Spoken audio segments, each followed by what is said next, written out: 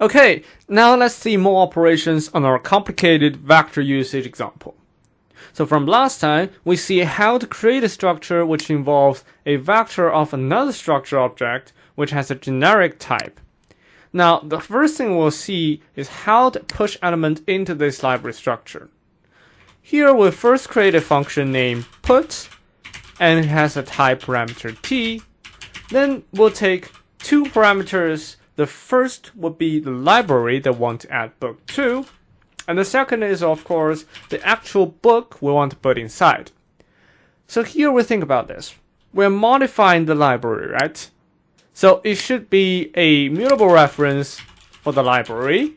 Then the book should be a book with type parameter t type, as it matches the type inside the vector as we specified in the library structure here. Then to actually put it in the function, we just use vector push back and puts the library.books and book as parameters. Well, again, here we have mutable reference for the library.books. That's it. So that's for this function. The next, we'll see how to get the size of the library. Well, this should be relatively easy. We'll just have function size on t as our function's name.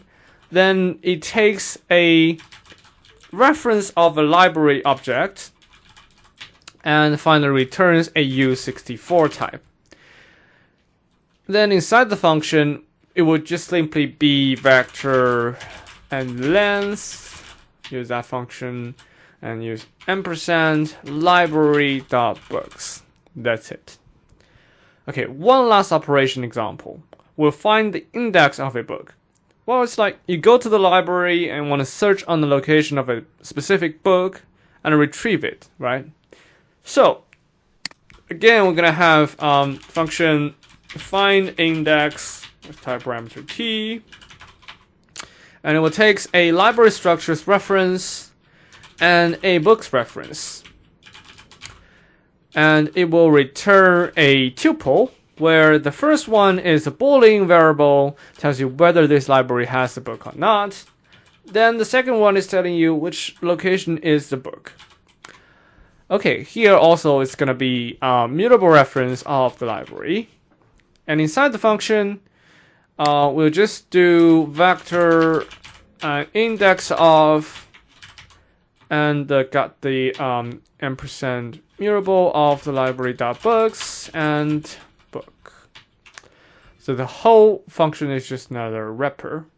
Okay, that's all the examples we have on vector, and hopefully that's enough for understanding. Well, see you in next one. Bye bye.